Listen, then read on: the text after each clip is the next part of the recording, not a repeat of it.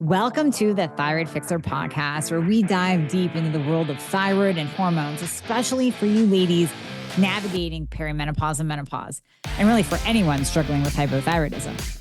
I'm your host, Dr. Amy, thyroid and hormone specialist and CEO of a global telemedicine practice where we prescribe the right thyroid treatment and bioidentical hormones to all 50 states and most of Canada, helping you become that badass human that you're meant to be.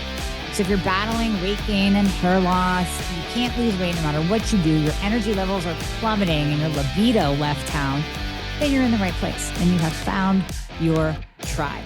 Remember, I want you to embrace every inch of that badass woman that you truly are. So if you're ready to dive in and fix things, let's get started.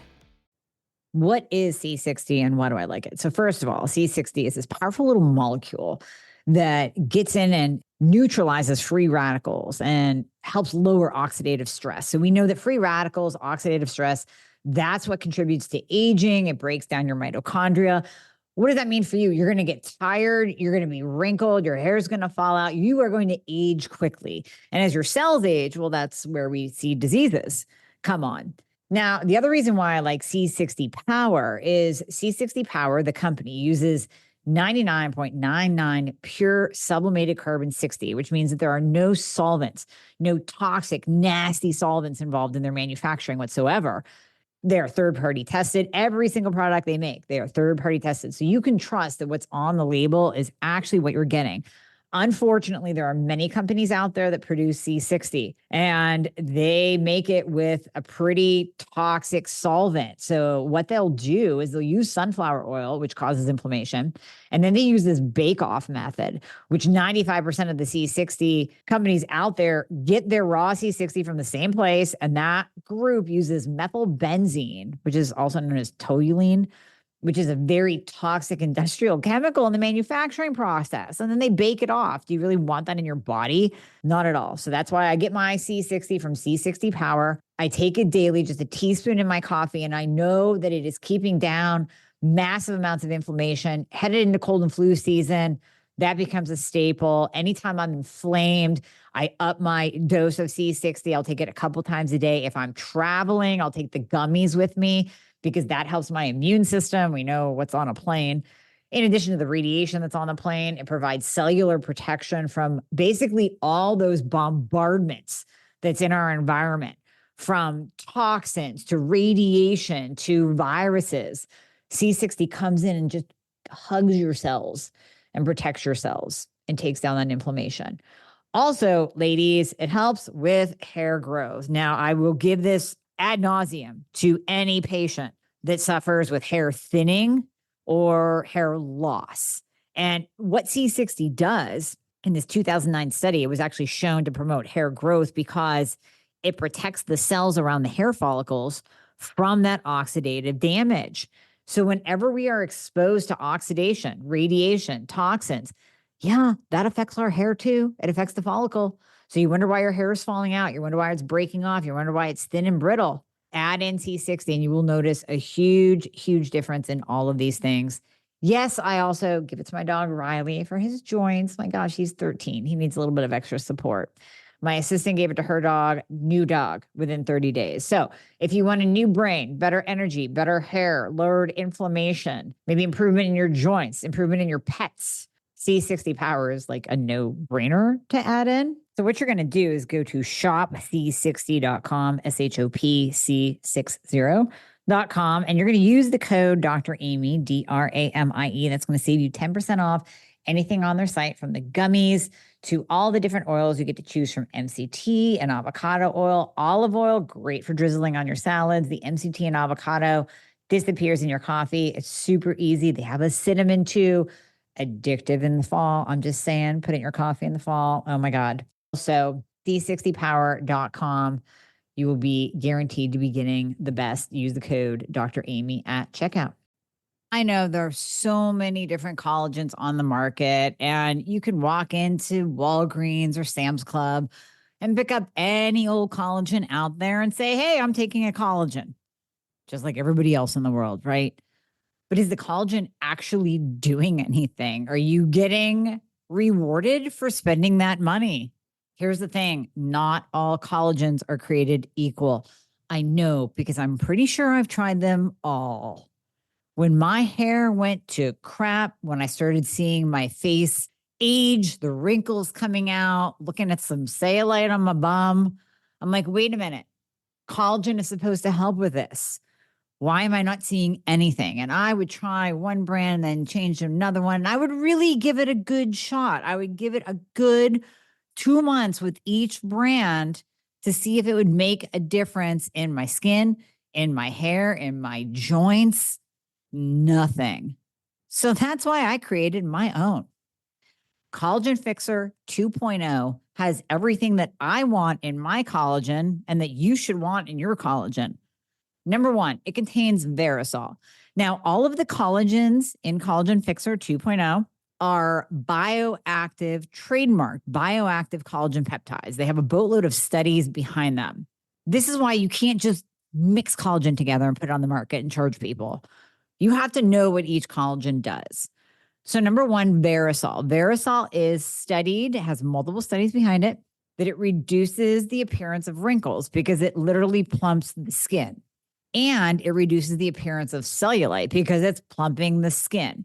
All cellulite is that your skin is so thin that those matrix pockets of fat are popping through, kind of like a honeycomb. So when you build up that collagen, it smooths that appearance. Same with your face, smooths the appearance of wrinkles. Fortigel, backed by studies to reduce joint pain, helps lubricate the joints. And then finally, Body Balance. And by the way, I have not seen a peptide out there that has all 3 peptides that I'm talking about right now. Body Balance increases your lean muscle mass and decreases fat mass. So these 3 collagen working together, oh my God, they're so powerful. It dissolves. Here's the other thing. My Collagen Protein Fixer 2.0 dissolves in water.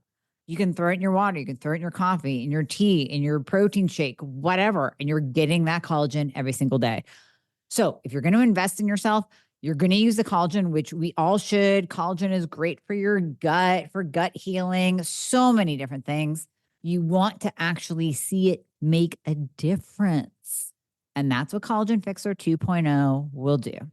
Sometimes we just have to bring back common sense into the equation, especially when we're talking about our health and weight and calories and supplements. That is why I absolutely love Dr. Layne Norton. Now, if you have not listened to him, you can find him pretty much everywhere at BioLayne.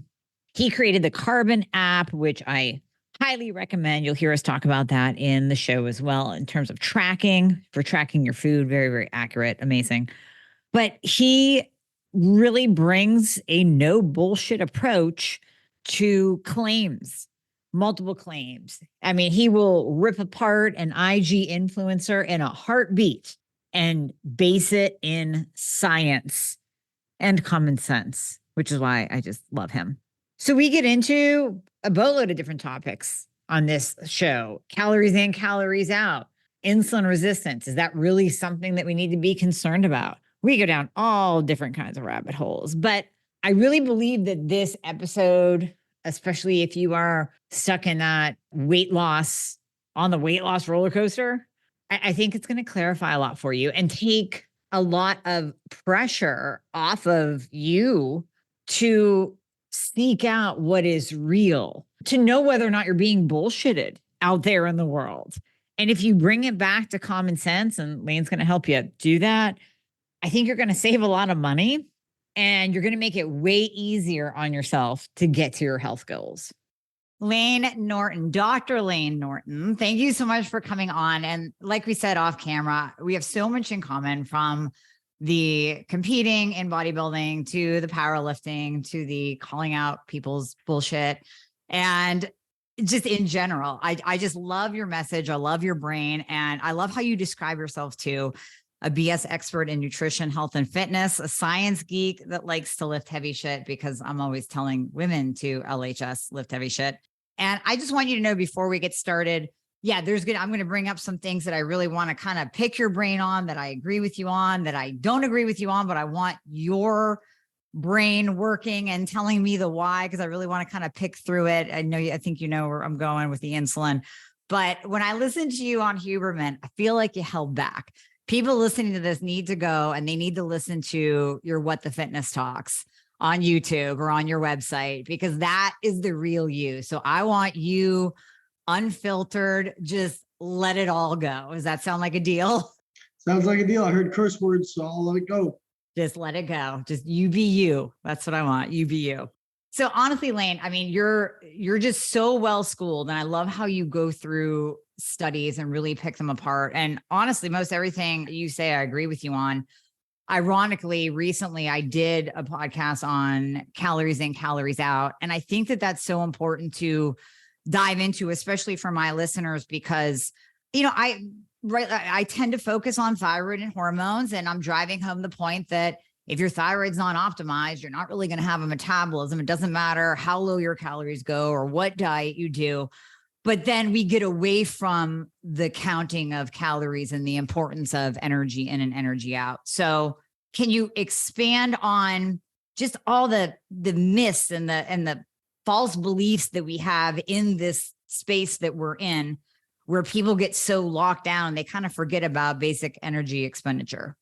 Yeah, I mean, I think the first thing to point out would be, with regards to the audience here is, calories and energy balance don't exist in isolation of hormones or thyroid, for example. They're all interconnected. So, for example, the reason people who with thyroid problems have difficulty losing weight is if you're low thyroid, it will drop your basal metabolic rate. So, for example, I think the literature, the largest drop I've observed is a 25% drop in BMR. So, for example, if somebody say, 1500 BMR, that might drop it by, like over 200 calories per day. So it significantly impacts, their total calorie burn for the day. And beyond that, so that's just your basal metabolic rate, which is only one aspect of daily energy expenditure. You also have your physical activity, which consists of exercise, which everyone understands that. And I think most people, when they think of physical activity, just think of exercise. But actually, the bigger portion of physical activity is your non-exercise activity thermogenesis, which is basically your unconscious movements throughout the day. Fidgeting, pacing, just things that you're not cognizant of. That actually typically for most of us makes up a bigger portion of our energy expenditure per day. And if your thyroid is low, you're not going to feel as good. And it's very likely that you're actually going to make less subconscious movements throughout the day. And so while you may go exercise and do the same exercise you usually do, you're more likely not going to do a lot of unconscious movement, or you're going to, because you don't feel as good. Right. So I think the point being like, well, and there's research to show that NEAT, that subconscious movement is modifiable up to like 500 calories a day. So I think I saw a study where like a 10% reduction in body weight led to a like 400 to 500 calorie drop in NEAT per day. So you combine, like say, 400 or 500 calories plus 200 or 300 calorie reduction from BMR.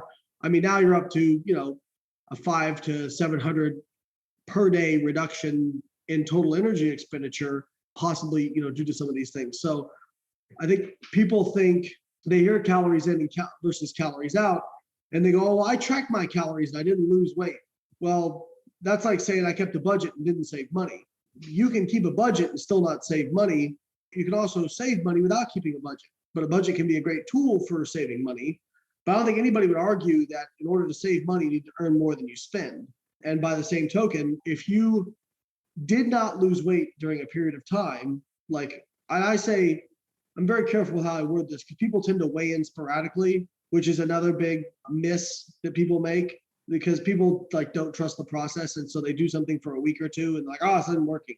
When in reality, they like weighed in one day in the morning, one day in the afternoon, and didn't standardize anything. And like, oh, look, I gained a half a pound. While if they would have weighed in every single day in the morning after urinating, their average would have dropped like 2 pounds. But since they weighed sporadically, it said they gained half a pound. They go, oh, see, I didn't lose weight.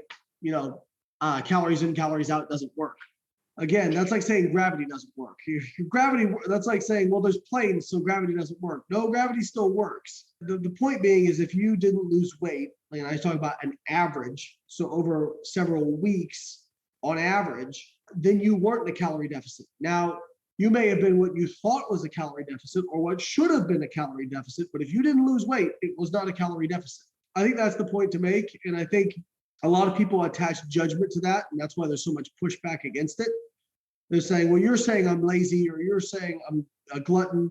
It's not what I'm saying. I'm just saying, like, that's like saying, well, if you don't save money, you must just be, popping bottles at the club. No, not necessarily.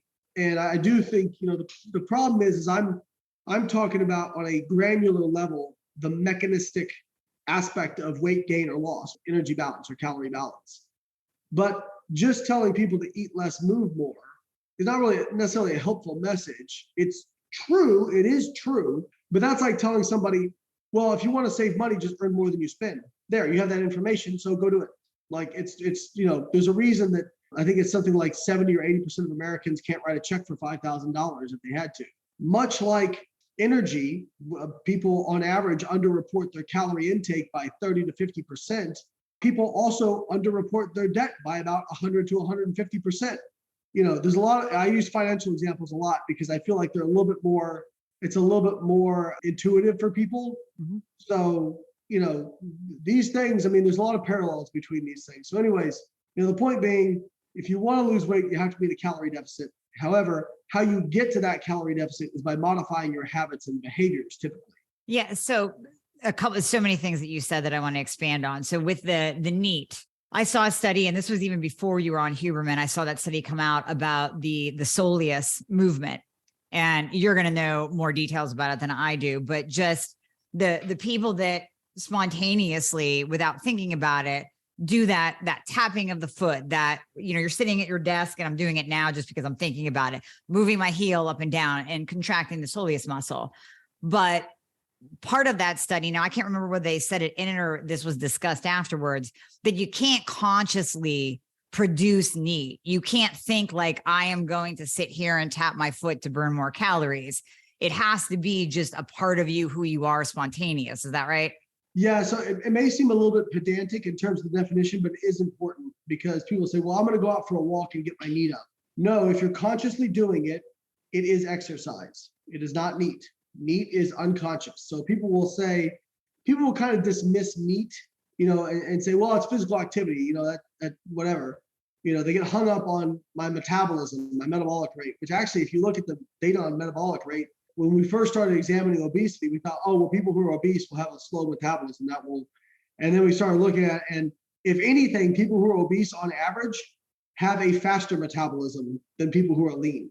Right. Now, once you standardize for their lean body mass, it ends up being basically the same as lean people. So per kilogram of lean body mass, it's very similar. But they don't have a slow metabolism, on average at least. What tends to be much bigger regulator is physical activity, NEAT, like you said. And once again, they have shown that people who tend to be obese resistant, the obese resistant phenotype, tend to just spontaneously increase their movement without realizing it if they overeat. You may have seen some of these people who, like, when they eat a heavy meal, they get like sweaty and they start fidgeting, and like that's a real thing. In fact, there was a study back in 1995, I think it was 1995, by, I want to say, Levine, and they overfed people by, I think, 1,000 calories per day over like an 8-week period, I want to say. And I think the average weight gain was something like 5 kilograms or something like that. I could be butchering it a little bit, but it's something around that ballpark. And it went as high as like 8 kilograms. And there was one person who only gained 0.8 kilograms. So it was this huge spread. And what they found is the person who only gained 0.8 kilograms basically just started compensating by spontaneously moving more. They didn't realize they were doing it. People who are obese resistant tend to compensate for increases in energy intake by just becoming spontaneously more active, whereas people who are obese prone tend to not increase their spontaneous activity even when they overfeed. So, I think a lot of people will hear that and they still get hung up on the word physical activity and they think exercise. It's not exercise. If you are consciously doing it, it is not NEAT. Okay, so if you say, I'm going to go out for a walk, or I'm going to take the stairs instead of the escalator, hey, it's great. It's contributing to your physical activity, but it does not fall into the category of NEAT. NEAT is not modifiable consciously.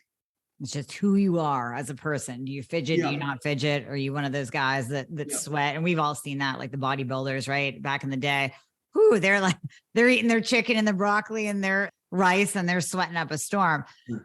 Now, kind of going back to that, right? When you and I were competing, and you probably, and I've heard you talk about eating clean, so I'm going to use that term very sparingly, but I know that you control what you eat. And I dove into the Carbon app, which I love, and I've been recommending it to many, many, many of my patients and listeners because it's just so streamlined. Like, I hate MyFitnessPal. I hate those tracking apps. I've stayed away from them until I stumbled upon your Carbon app. And I was like, this is really cool shit, because you have in there already loaded things that I eat, like the Siete almond flour tortilla shells. You have Designs for Health, whole body collagen in there. I'm like, boom, done. But with that app, how do you determine? So let's say my patients are using it and we want them obviously to lose weight. I'm working on their thyroid and hormones, but we really have to dial in their calories. How do you determine what the target caloric set point is, including the deficit, in order to get that person to lose weight, and account for what if they have a lower BMR because their thyroid's all jacked up? I'll have to speak generally because it's a proprietary algorithm that I helped write. Right. But essentially, the first step is the app is going to try and estimate your total daily energy expenditure. Now, we have a pretty accurate calculation, but it's just a calculation. There are people who will fall outside that, no question, which is why the real benefit of the app is being consistent with it and checking in each week, logging your food, and then logging your body weight daily.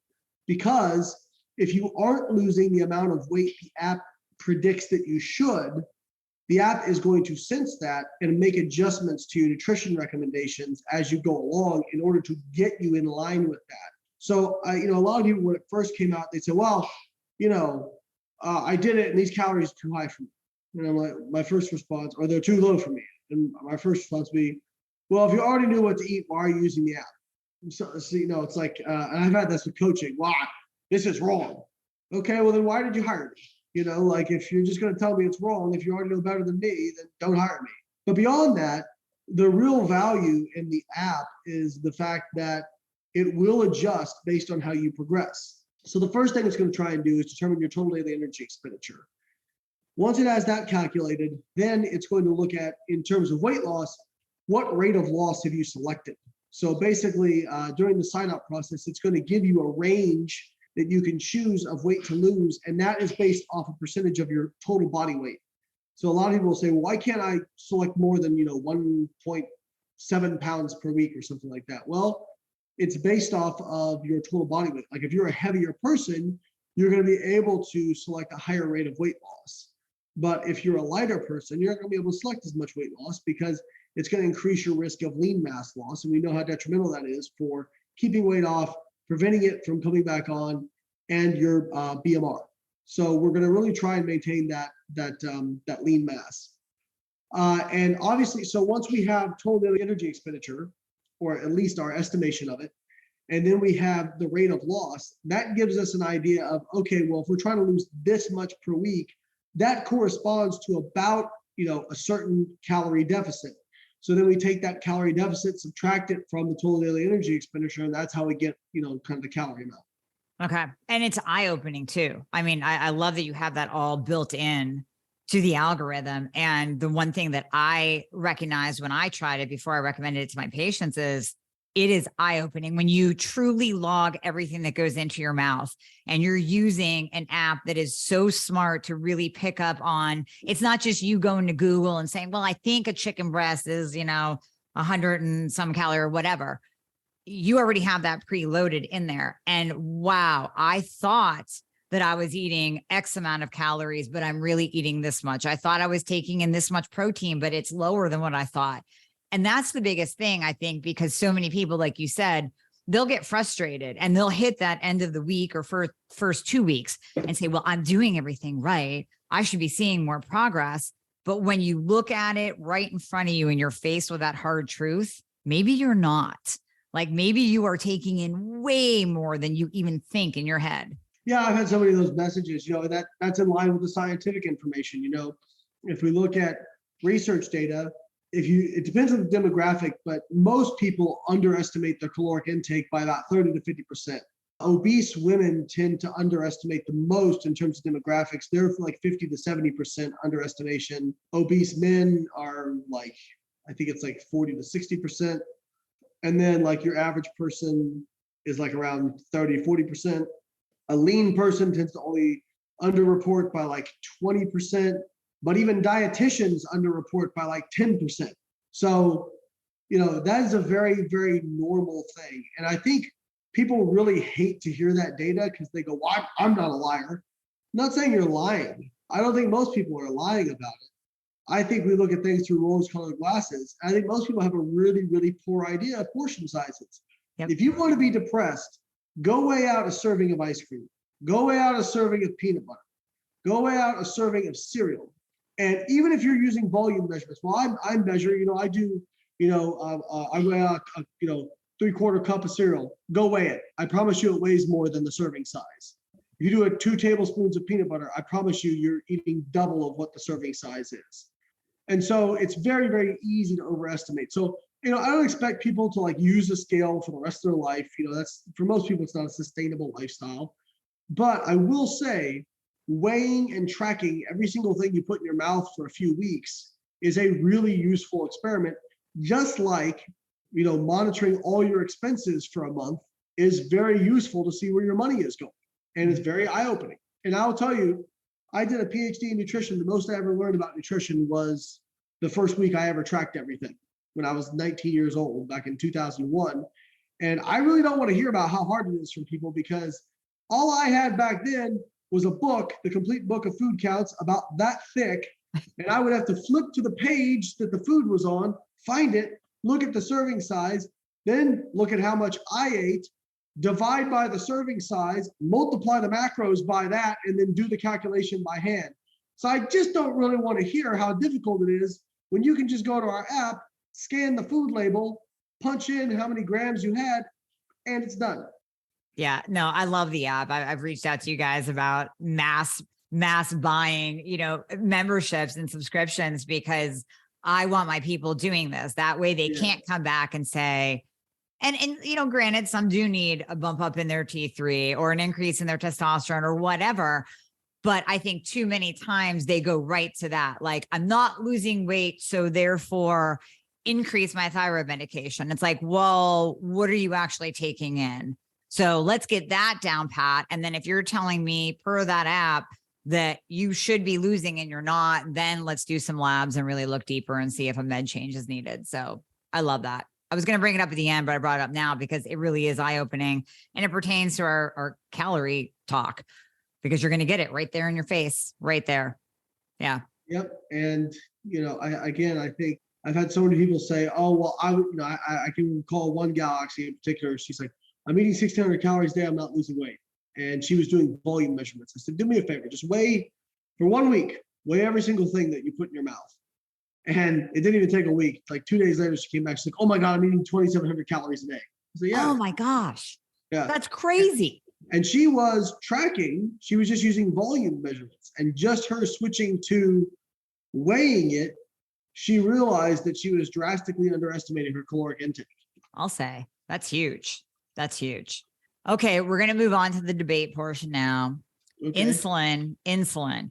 Layne, I see so many people that are insulin resistant. And I have PCOS, I guess have had, I don't know, I'm kind of over it now, but I'm not insulin resistant anymore. But I know what that's like to be insulin resistant and be like, I can't lose weight no matter what I do, even if I am tracking. And when I eat a carbohydrate, it's like I've gained 10 pounds. If I look sideways at a brownie, it's like I gained 10 pounds. So can we get into the insulin component? So if we look at the research data, there's one meta-analysis that assessed, insulin resistant versus non-insulin resistant. Is there a difference in weight loss? When they put them under the same caloric restriction, they did not see a difference. So now I'm not holding out the idea that there could be individual differences. Now, what you tend to see is people, and I don't know if you were weighing and tracking precisely at the time or anything like that, but people, so type 2 diabetics or people who are insulin resistant or people with PCOS, they have shown that they're more likely to underreport their caloric intake. And again, not saying that they're lying or anything like that, but just people are very poor estimators of portion size. When it comes to PCOS, there was one study that showed a reduction in BMR with people who have PCOS, but there was about a half dozen studies after that that did not replicate that. They showed that there was actually no difference. So right now, the way the data suggests that insulin resistance doesn't seem to negatively affect weight loss efforts. And if you think about mechanistically, so if you're insulin resistant or low insulin sensitivity, you're insulin resistant in muscle tissue, but you're also insulin resistant in fat tissue as well. So that's one of the reasons that blood glucose goes up, is because you have difficulty putting it into fat cells. In fact, they show lean people, their adipose tissue is actually more insulin sensitive. So if you think about adipose tissue, it's kind of like you have these fat cells, and typically the way you lose or gain body fat is those cells expand or shrink.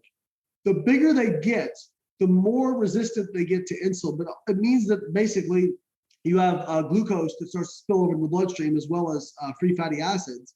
But that's because they just can't put any more into adipose. So actually this is gonna sound crazy, one of the treatments for type 2 diabetes is sulfonylureas, which basically are PPAR gamma agonists, which their mechanism is they create more fat cells. So now you have more small adipocytes to put glucose and free fatty acids into, and it has the effect of dropping your blood glucose and your free fatty acids, but now you have more fat mass.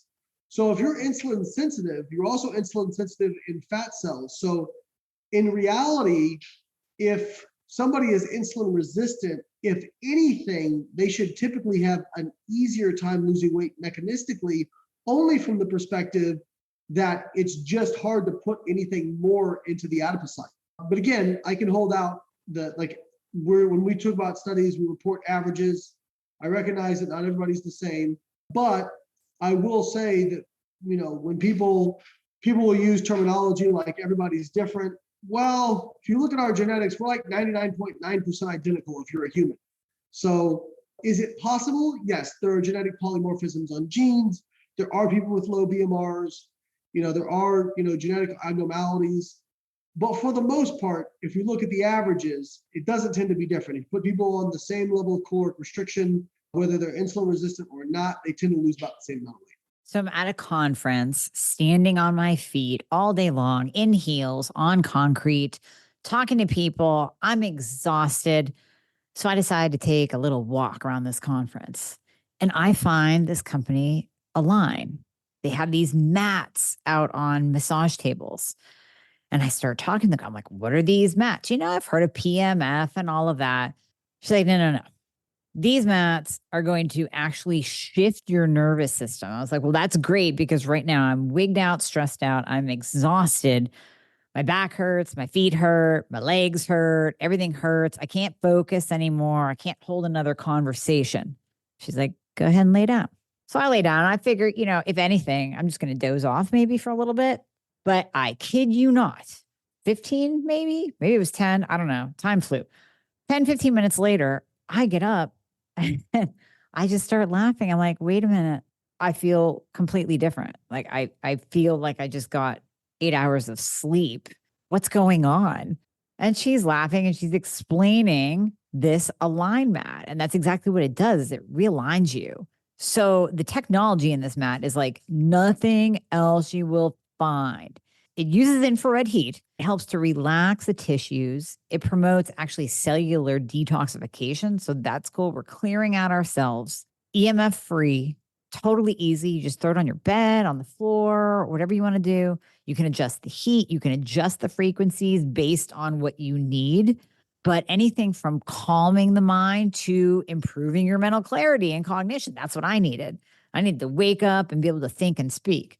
It reduces recovery time, so muscle repair from injury, and obviously it helped me big time. I wasn't injured, but man, I was hurting.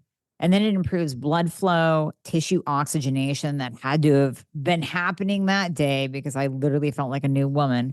The really unique thing is it enhances nutrient absorption. So anyone that is struggling with getting their nutrients. Maybe you have gut issues or whatever. This is going to help. It's going to help those nutrients absorb into the cell. And then it also accelerates cellular regeneration. So, hello, anti-aging. It's an all-in-one mat. So you don't waste your money on this mat and this PMF. And you just get the Align mat, and it literally does everything. It will change your life. I use mine every day now, every day. So you're going to go to myalignmat.com. So that's myalignmat.com. You're going to use the code Dr. Amy. I always give you guys a code because they give me a code for $100 off. So going to save you boatloads of money. And again, you're going to thank me for this one too, because that's what I do. I find you really, really cool stuff and I try it and I bring you only the good stuff that works. Well, so you have a type 2 diabetic, and we know we'll go one step further. We'll go into type 2 diabetes, not just insulin resistance. And we know that their pancreas, because they've been eating like garbage for so long, and there's probably a genetic component as well, their pancreas is pumping out more insulin than what is actually necessary to take care of the blood glucose spike. So now you have excess insulin, and I've heard you say before, it is the fat storage hormone. We know insulin is a storage hormone. So with that excess insulin, isn't that why we see that cycle happen with type 2 diabetes, where they will pump out excess insulin, get fatter, become more insulin resistant? Remember why it's pumping out excess insulin. It's because the fat cells are not as insulin sensitive. So in order to get the same effect of fat storage in adipose, you actually need more insulin. So it's not like, okay, you have more insulin, so it's causing more fat storage. It's you need more insulin to cause the same amount of fat storage. So remember, it can always be the reverse causality, which it is in this case. And if we look at the studies, like if that were true, if insulin was the culprit for obesity, then semaglutide could not function the way it does. So semaglutide, for those who aren't familiar, all these new anti-obesity treatments that seem to be extremely effective. Average people lose about 15 to 17% of their body weight when they take these. In the short term, it raises meal insulin secretion pretty substantially, actually. So these drugs are GLP-1 mimetics, and GLP-1 has the effect of raising insulin. Now, in the kind of pushback on that mostly from the low carb community has been, well, look at their long-term levels of insulin. They actually drop. Well, their long-term, their basal levels of insulin drop because they're losing weight. So over the long period of time, they lose weight, they become more insulin sensitive. But in the short term, it raises insulin. So I think a lot of people get really hung up on insulin. And insulin is more of a passive player in this game. And if you look at, like, let's take two extreme diets, like low carb, high fat, and low fat, high carb, right? Low fat, high carb, you got a lot of insulin available, or more insulin than low carb, high fat. But one thing people don't realize, so if you do a low carb diet, you will burn a lot of fat, okay? Your fat burning will go up. But people equate fat burning with the loss of body fat, and they're actually two different things. Fat burning is one part of the loss of body fat equation. The other part is the amount of fat you store.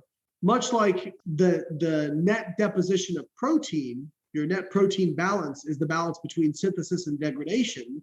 The net deposition of or loss of body fat is the balance between fat storage and fat burning or fat oxidation. Most people focus on the fat oxidation portion, but here's why the fat storage is important. We don't really tend to store dietary carbohydrate as fat.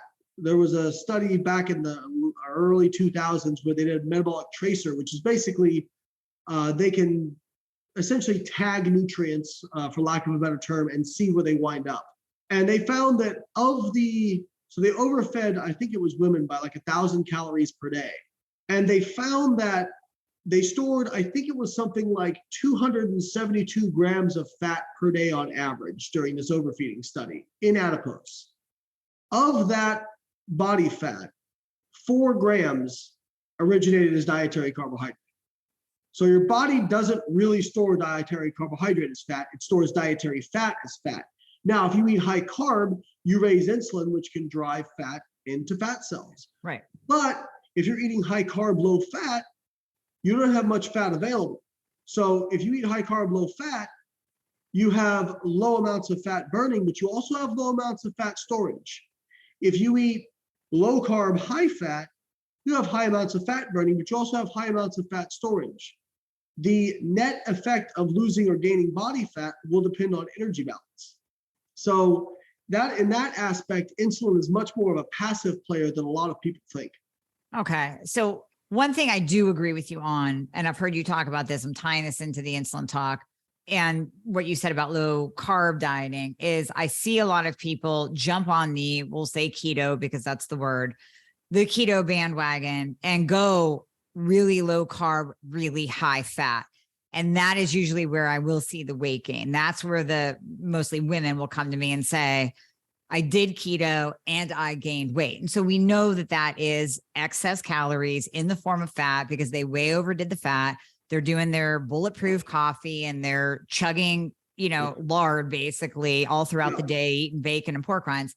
So I completely agree with you there because I've seen it. I've done it to myself as an experiment, just adding that little bit of extra heavy whipping cream in my coffee because it's so good. Well, the scale went up.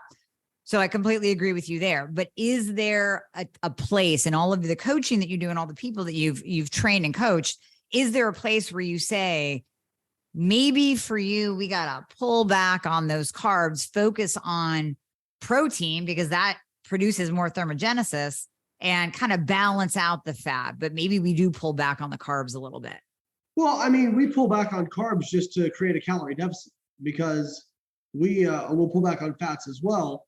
The way we do things and the way our app does things is we start with protein always. So we're always focusing on protein because like you said, protein is thermogenic. It's more satiating calorie per calorie. It also has effects on lean body mass sparing. So we always start with protein. So if you're going to eat a high protein diet, but you're going to create a calorie deficit, you have to get the calorie deficit from somewhere. You can get it from fats, you can get it from carbohydrate, or you can get it from a little bit of both. So typically we'll start our clients and, high protein or high for our competitors or those who are in the fitness industry, we usually try to get them to calm down on the protein because we have people who are, eating 250 to 300 grams of protein a day, whereas your average person, looks at over 100 grams of protein and says, how the hell am I supposed to eat that? Right. So for our average person, we'll try to get them to pump up their protein to pretty much what they'll tolerate and be consistent with.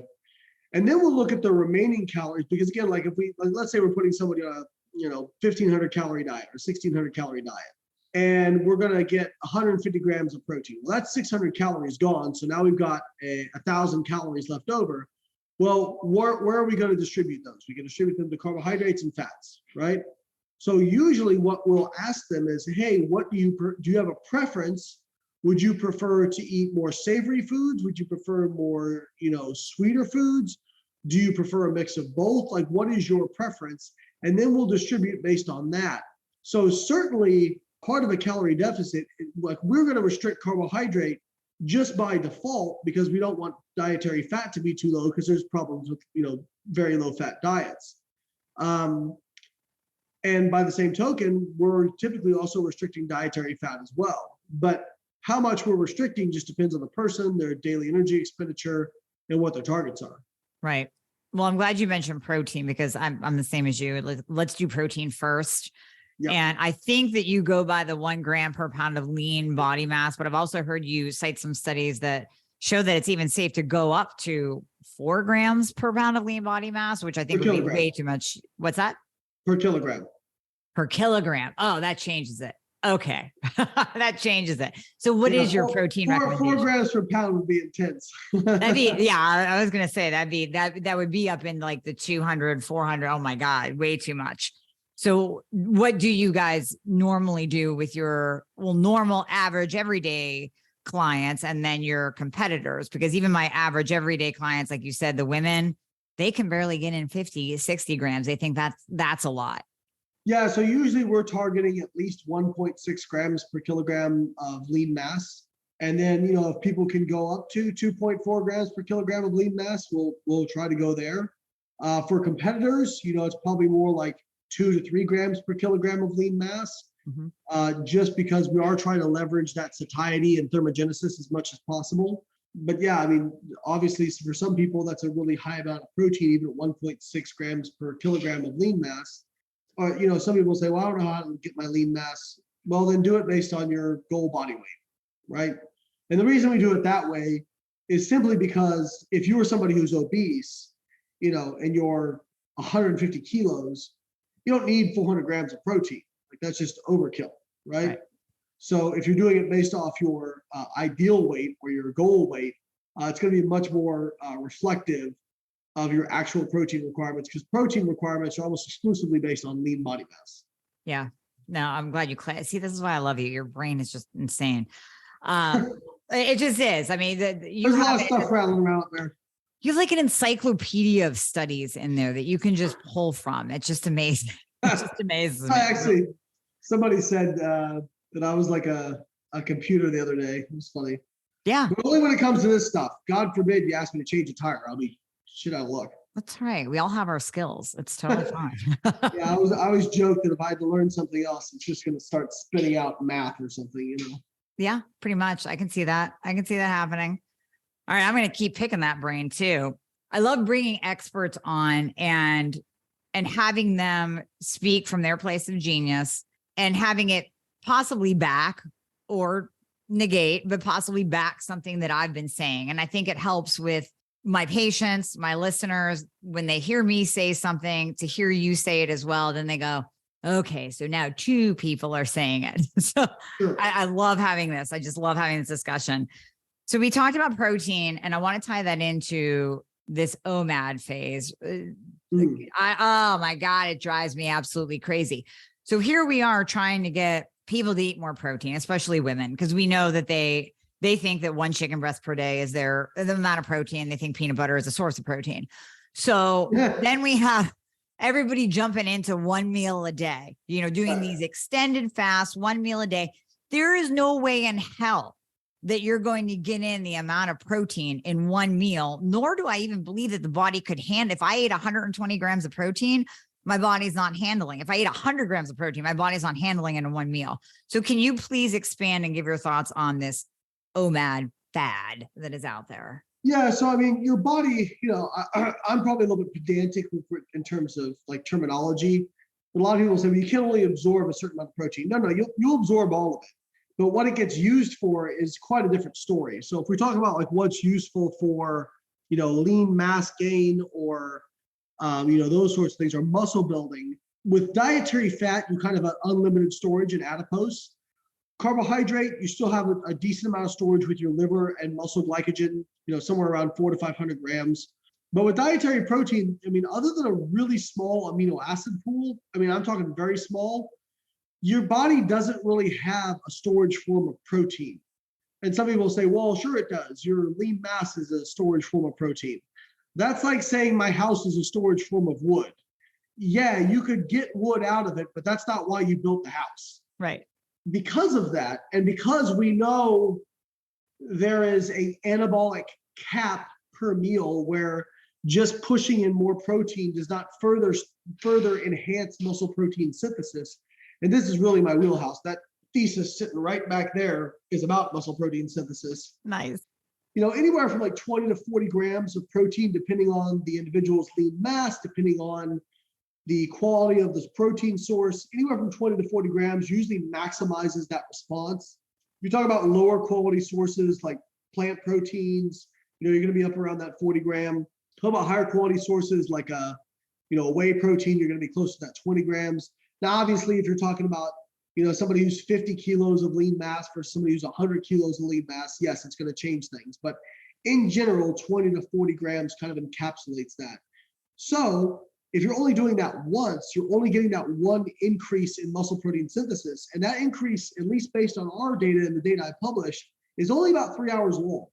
So if you're only having that one spike per day, you're not really optimizing you're not really leveraging your maximal response for muscle anabolism. Now, I will say, if your goal is to be the most muscular human you can be, then you want to have multiple doses, obviously, like 4 to 5 per day. Now, you can certainly overdo it. There's also research that kind of indicates that if you do too frequent of feedings, you kind of desensitize the muscle to that effect. It's called the muscle full effect or the refractory effect. We also documented that in one of our studies. And but if you do it too infrequently, obviously you aren't hitting it enough. So what I'll say about fasting or OMAD or any of these kind of time restricted feeding sort of things is they're not magic. They have not been shown to be superior when you equate weekly calories to a daily calorie restriction. Now, if they help you, some people say, you know what, if I do that during my fasting period, I don't really get hungry. So it just helps me reduce my calories. Great, awesome. And if your goal is not to not be the, you're not worried about being, the most muscular person you can be, then maybe it's a great tool. But there's nothing magical about it. And the other thing I've heard is, well, I'm fasting for longevity. There is no human evidence that fasting is superior for longevity compared to just normal calorie restriction.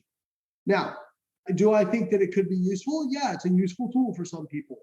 But there was actually just a study published just this last couple months ago that looked at a cohort of people comparing 1 meal a day versus 3 meals a day, and actually showed that the people eating 1 meal per day had a 40% greater risk of mortality, 30% greater risk of mortality compared to people eating 3 meals a day, and a 80% greater risk of cardiovascular mortality compared to people eating 3 meals a day.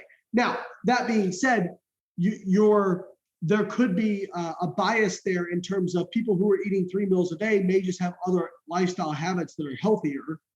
But they did look at BMI between the groups. The BMIs weren't different, so there wasn't a difference in fat mass likely. What I would say is I'm not ready to say that 1 meal a day is going to is going to kill you early. Right. But it certainly doesn't seem to keep you alive longer. If you're doing, I always say when people say they're doing fasting, I say, why are you doing it? So, well, I don't feel hungry. It helps me limit my calories. Bravo, great, awesome, go for it. But if it's, I'm going to live as long as I can, the data is pretty underwhelming on that, despite what social media hypesters will tell you. And then there's the stressor too. I mean, I know some hormetic stress is good for the body, but when the whole fasting craze first came out, of course, you try it on yourself, experiment.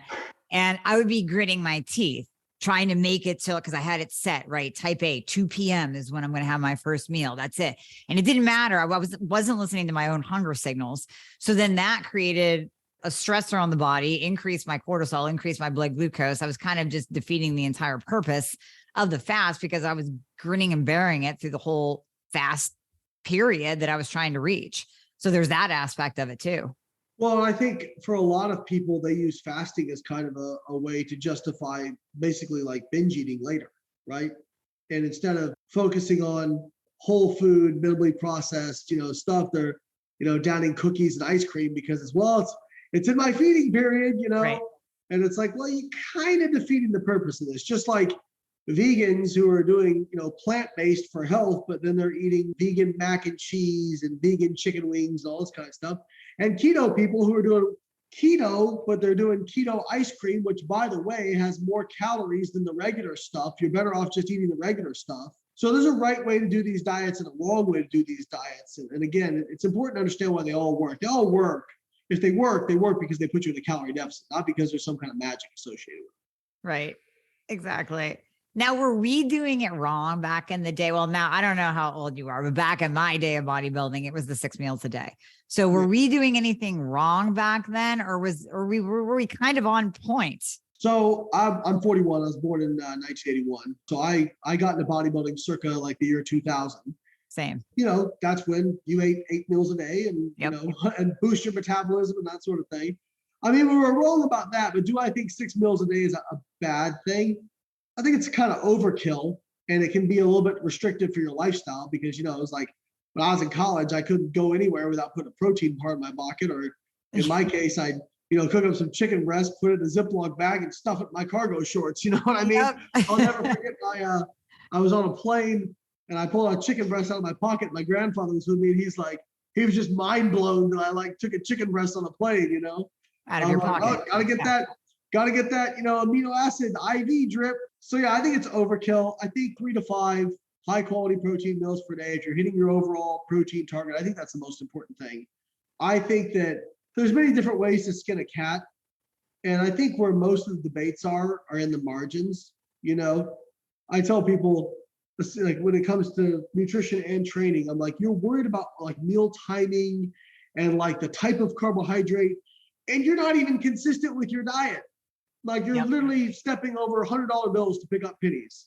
Or they're like, well, should I do leg press or hack squat or this? I'm like, should I do 10 reps or 5 reps? You don't even train hard. Like you're worried about your rep range. And like I've watched you don't even train hard. Because people, I have this sometimes, I'm going to post on this. You cannot out-science hard training. So people will send me like some IFBB pro and they'll be like, look at him, Layne, you say do full range of motion and he's doing partial range of motion. Look how big he is. And I'm like, he trains hard.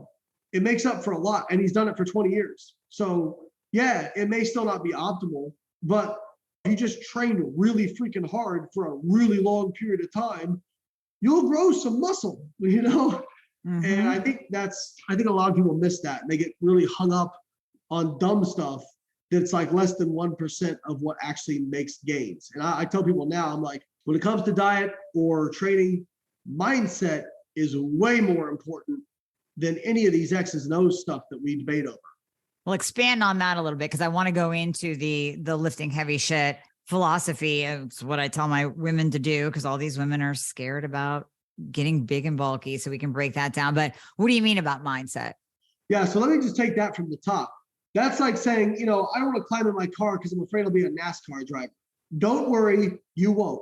I've spent my entire adult life trying to get too big, and now I just basically look like an athletic guy in a shirt, okay? So you're not going to get too big.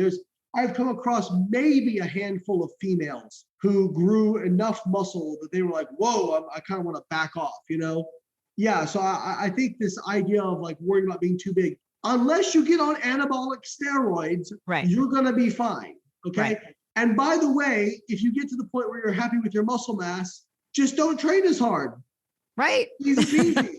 That's like, if you're in a NASCAR and you're worried about going too fast, just don't press the pedal down so far. Right.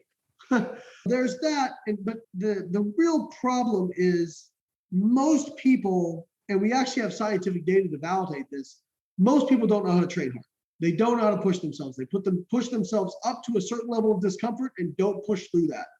And that's one of the real, one of the things I have to caveat a lot is I'll tell people, you don't have to train to failure to get the most gains. The research shows very clearly, you can train within a few reps of failure and still get equivalent gains and probably not fatigue yourself as much and risk, impeding your recovery. The problem is if you've never trained to failure, you actually don't know what it's like. Right. And I'll give some examples. I mean, I've squatted like 480 pounds for 14 reps before. And when I finished with that was absolute failure to the point where I actually couldn't re-rack it because I couldn't fully lock out my lower back. I'd have somebody come over and like help me. Mm-hmm. When I got done, I laid down on the ground. I didn't move for 20 minutes. I was like, my heart rate was over 200 beats per minute and I could not move. Okay. Yeah. That's training to failure. This whole, most people like do a lift and then they go, well, that was hard. Okay. I was, close to failure. And I'll always tell people when I'm 5 reps or 6 reps from failure, it feels hard. Okay. Yeah. Now, and if we look at the research data in intermediates and beginners, there was a recent study that looked at if they have participants self-select weights, what weights on average do they self-select? And it was about 50% of their 1 rep max. Now, if you're going to select 50% of your 1 rep max, you can still grow muscle, but you'd probably need to do like 20 to 30 reps to do it. Okay. And most people on average, they were getting like 10, 15 reps, something like that. So not even close to failure. If you're not within 5 reps of failure, you're really not touching that optimal level of, activating muscle fibers. So there was another study that also had participants rate their RPE. Now, when I say RPE is a scale of 10 when it comes to resistance training. Now, an RPE of 10 means you could not have done another rep, okay? RPE of 9 means you could have done 1 more rep, 2, you could have done 2 more reps, and so on and so forth. Or sorry, RPE of 8 would have been you could have done 2 more reps, RPE of 7, you could have done 3 more reps, and so on and so forth. The problem is if you never trained to failure, you probably don't know how to estimate that very well. So they had participants rate their within set. So while they're training, they'd have them do a few reps. How hard was that? RPE 8, whatever. And then they actually like, basically they turned up like heavy metal music and were like yelling at the participants and like getting them to go to absolute failure. They overestimated their RPE on average by 5. So meaning if they said, oh, that's an RPE of 9, they got like 6 more reps after that. Mm-hmm. So most people don't know where their failure point is. If they've never pushed themselves to that, they don't understand it. And I get accused of performance enhancing drugs all the time. And I'll tell people, and I don't have a problem saying this. You go in the gym, I'm the hardest training person in the gym. And it's not close. Like that's not me being cocky. It's just right. true. Just is, and yeah. Like I've had people like I train sometimes in a crunch around here, and I'll literally have somebody every week come up and say, "You train so fucking hard," and I'm like, "Yeah," and that's still like RPE 7 or 8, right? So now imagine doing that for 23 years, 24 years consistently. The longest I've ever taken off was after World Championships this past year. I took 8 days off. That's the longest I've ever taken off in 24 years. So imagine if you applied yourself to something for 24 years, consistently training really, really hard. I think you'd be impressed with what you can accomplish. I would agree. And there is something to that, yelling at you with heavy metal. I mean, we did that for powerlifting to get to your next PR, it's like, there's research data to show that music is a performance enhancer. So there's research data to show that music will give about a 10% performance boost. So will other people yelling at you. Actually having the opposite sex in the same room boost performance in research studies. That's why I'm not too ashamed to admit I go to a gym because I like to have an atmosphere. Yeah, exactly. It does. It does just push you. I mean, we've all done the COVID garage training, but yes, I mean, gains and overall physiques are much better now that we're back in the gym. They just are. So what about menopausal women? Because I have a large group of menopausal listeners, and there's been a lot of, I don't know what you want to call them, celebrity trainers or whatever, that will tout their programs to train based on your cycle or train differently if you're a menopausal woman than if you're not a menopausal woman. What is your take on that? There's not really much data to back it up. There's a lot of theoretical stuff. What I will say is it's probably a good idea to auto-regulate your training in general. So, I mean, I've had women who are clients, they'll say, I'm on my period this week, should I go lighter? And I'll say, well, if you go in and you feel like crap and you're performing terribly in your warm-ups, then go lighter. But I've also had women hit PRs during their cycle. So I'm much more of a fan of just like not pre-planning it and just simply taking it as it comes. And yeah, if you feel terrible, just go in and just go through the motions. That's fine. Like that's fine to, do a taper or reduce your intensity, auto-regulate. It's been shown repeatedly that auto-regulation is probably the way to go. But do you need to plan that? I don't think so. And when you look at the research data, this idea that people who are menopausal or postmenopausal or premenopausal need to train differently, there's just no solid data to support that. I think I'm probably gonna get in trouble for this, but I think every single person wants to feel like there's some kind of unique unicorn. And so like have some special training program. Right. And the reality is that what works tends to work across the board. But that being said, again, that doesn't mean you can't auto-regulate. And like somebody asked me this, they're like, oh, I track my HRV and I track my recovery on my Oura ring or whatever it is. Well, you can actually have what's called a nocebo effect, which is your watch tells you slept terribly or you're under recovered. And so you get to the gym and you go, oh yeah, I do feel bad. Whereas if you've never seen that, you wouldn't have that response.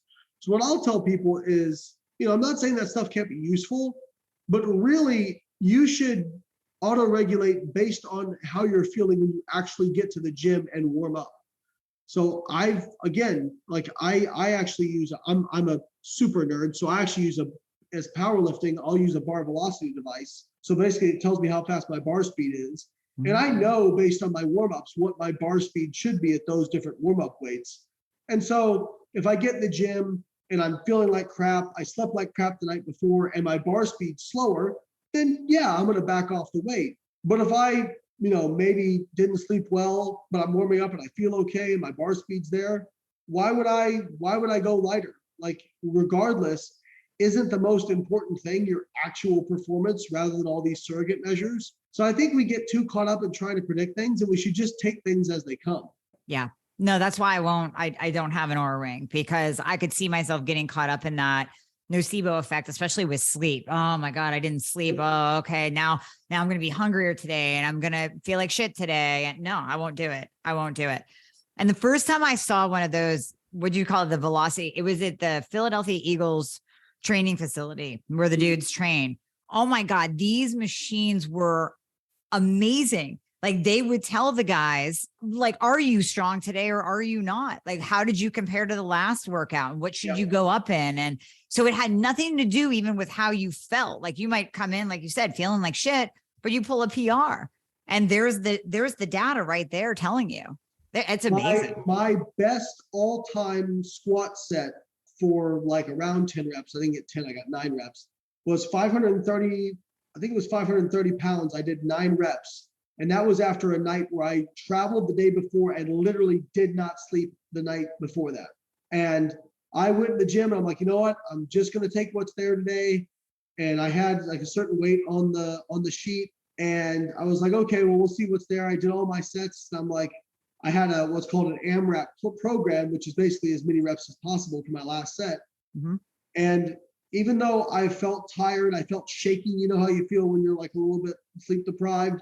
I was moving the weight well, and I was like, well, I guess we're doing this AMRAP, and I got 9 reps. So there you go. You know, again, I'm not saying that like, you know, that's what would usually happen. Usually I'd probably perform a little bit worse, but for whatever reason, you know, recovery isn't just sleep. It's hundreds of different factors all coming together at once. Like I said, I'm more of a fan of just seeing what your performance is on that day and auto-regulating based on that.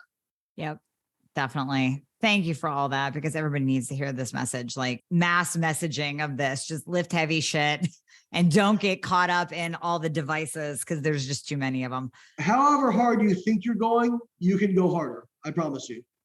I'm going to take that into the gym tomorrow too.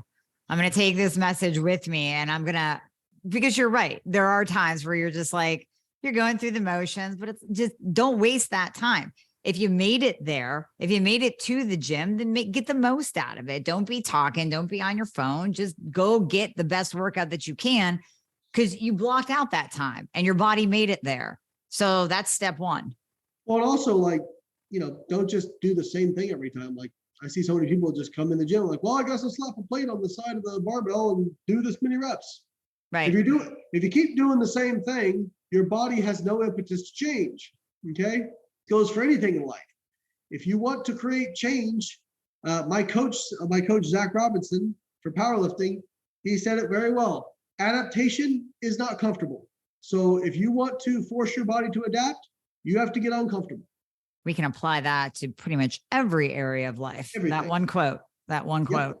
Yep. Seriously. All right, Layne, we're going to end on poop. Nice. So because that's a perfect place to end, right? So I'm going to tell you this. Well, it's usually where I start my day, but still, you know. But yeah, after a good cup of coffee, but right. Yes. But no, one thing that I say, and this is going to tie into the gut too. And I think, what's your mug? Nice. Yes. Drinking the tears of my haters is what it says. So I also have one that says, coffee makes me poop. So I've got some really entertaining. And it just does. Yeah, for about 50% of people. Some people don't get that response, but they actually don't know what does it either. They're not quite sure what component of coffee causes that. But I just figured it was a stimulant effect, but you would know more than me. I don't know. Yeah. There's a few different theories here. But now I want to tie it into the gut too, because one thing that I always say, and I say this over and over again, and it drives me crazy.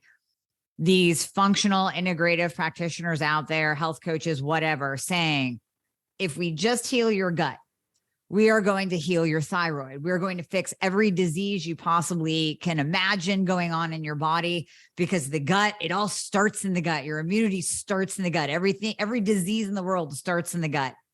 What is your take? I think I know your take on it, but I'm going to let you take this. So yes, there is evidence that the gut and gut health has tie-ins all across the body in different diseases. However, we are such in an infancy of understanding the gut microbiome. Anyone who's making hard recommendations other than the following: consume sufficient amount of prebiotic fibers, exercise, don't eat too much, and limit your saturated fat. Anybody making recommendations other than those four is talking out of their ass, because we really don't know much else. So we do know if you exercise, first off, we've only correlated a lot of stuff. So reverse causality can always be true. So people say, well, you got to heal your gut so you can do X. Well, maybe X is actually what heals your gut. Okay. Right. So like exercise, we know that people who exercise a lot have a different gut microflora on average than people who don't. Now, does that mean people with, a certain gut microflora are better at exercise, or does it mean gut exercise changes your gut microbiome?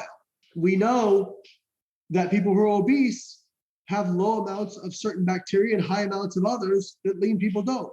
Now, did they become obese because they lack those, or did obesity change their gut microbiome? We don't know the answers to those questions.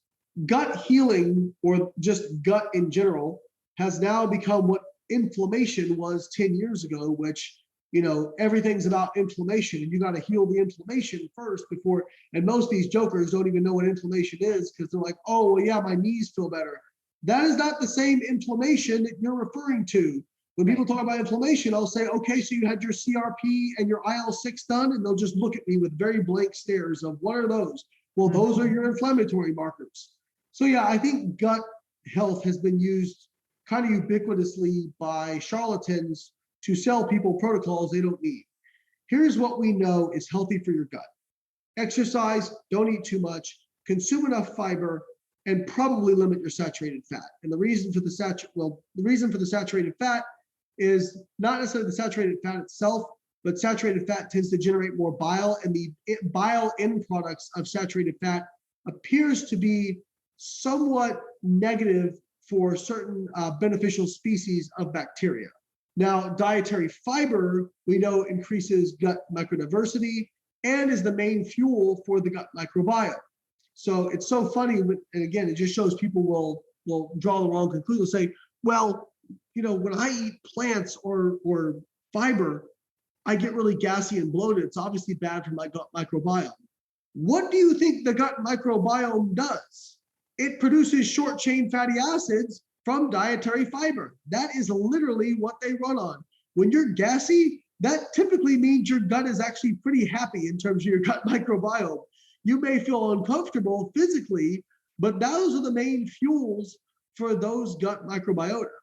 So I think people have equated like whether or not they have like some kind of GI distress with a healthy gut microbiome. Right. And those two things should not necessarily be connected.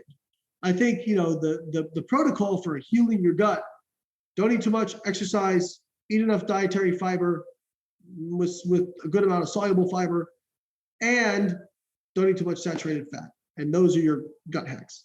And please notice that he did not say eat Activia yogurt and take a probiotic every day. Yeah, the data on probiotics is pretty underwhelming. So I have one of my former lab mates. So she was doing her master's while I was doing my PhD at the University of Illinois.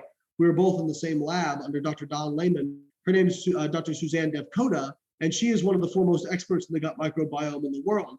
And what she's told me and what the research shows is that these probiotics simply don't have. So let me first define the difference. Probiotics are active live microbiota that you take, okay? I think you need something like on the order of trillions in order to colonize the gut. And these things are on the order of like millions. Yep. So you're like, you just don't get enough in order to actually change the colonization of your gut. Now, prebiotic fibers as fuel can change the colonization of your gut because they are fuels. Now, the other thing is, in the studies where they've given enough microbiota to actually cause colonization, if you're not giving enough prebiotic fibers for those particular microbiota, then they actually go away anyway. You just go back to your normal amount, your normal gut microflora. So even if you were to take a probiotic that did colonize, which is unlikely, it's just going to go away if you don't fuel it properly with enough dietary fiber. And I have said that over and over again. The highest probiotic that I've seen is like 250 million. or billion, even 250 billion. And there are trillions. So you still have Orders of billions and magnitude. trillions of guys in your gut not getting fed by that probiotic that you're pumping every day. Right. Yeah. I love it. I love it. Thank you for touching on that, because we just had to. We just had to. And so, okay, last question. There is a last question, because I have heard you say this, and I'm so happy again that you said this out loud, that you don't have to poop after every meal. So we're going to end on pooping after every meal. That's what we're ending on. Yeah. Everybody's like fecal movements, bowel movements are different. I'm somebody who is pretty frequent, but I also eat like 50, 60 grams of fiber a day and a high amount of calories overall. So I'm just going to have more bowel movements than somebody eating 1,500 calories and 20 grams of fiber a day. Right. But, if you were somebody who needs to, this can be a very boring recommendation, but fiber and drinking enough water. Because if you just increase your fiber intake, but don't increase your water, it can actually cause constipation, because the way fiber works is by adding bulk to stool, and about 75% of that bulk is actually water.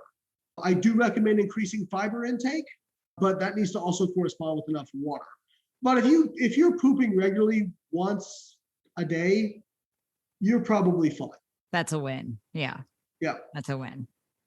Well, Layne, thank you so much for just coming on here, imparting your wisdom. You're the thesaurus of a brain. I mean, I love it. I love it. I love everything. So what do you have going on right now? I know we talked about the Carbon app, because I'm a huge, huge proponent of it, but what else is going on? Where can people find you, and where can they kind of just connect and get your services? Yeah, so I'm BioLayne on all social media, and my main hub website is biolayne.com, and you can find everything we sell and offer on biolayne.com. I have a monthly research review, so if you enjoy me talking about studies, we have a research review called REPS, where every month we break down 5 studies that are relevant to nutrition and exercise and supplementation. And I break them down like very little jargon, just a way that the average person can understand, and like give you like basically how you can apply it to yourself as well. We also have the workout builder on our website, which is basically like customizable training templates for people who need help with resistance training. We also offer one-on-one coaching if you need more support through our coaching team, Team BioLayne. We serviced over 1,000 clients last year and had rave reviews. I can't remember the last time we got a negative piece of feedback.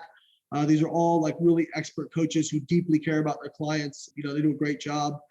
I've got my supplement line, Outwork Nutrition. So if you're looking for evidence-based performance supplements, Outwork Nutrition is great. And then I have some short courses available right now, but later this year, I'm going to be launching something called Physique Coaching Academy. So if you're somebody who's looking to become like a coach who helps people lose fat, build muscle, this is going to be the go-to certification for that. I'm building it alongside Professor Bill Campbell from USF. And Bill Campbell's lab is called the Female Physique Enhancement Lab. So he basically focuses on physique enhancement, especially looking at females. It's the only lab in the country that really focuses on that. And I've seen his sections of Physique Coaching Academy, and it's going to blow people's minds. So if you're somebody who unfortunately right now, if you want to, you have personal training certifications that don't really cover nutrition, and you have nutrition certifications that cover nutrition, but a lot of extra stuff that you don't really need if you're looking to train people for fat loss and muscle building. So we kind of combine those things together and basically give you what you do need with nothing you don't. And we're looking at it being basically the equivalent of like an associate's degree is what we want. So that's going to be coming soon, and we're very excited about that.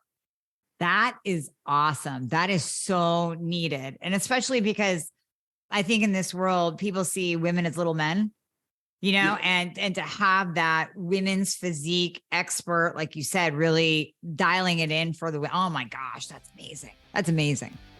I'm excited. Yeah, we're very excited. Very cool.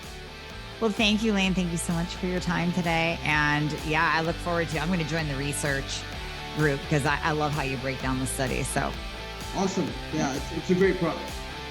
Cool. Thank you again. All right. Thank you so much for having me.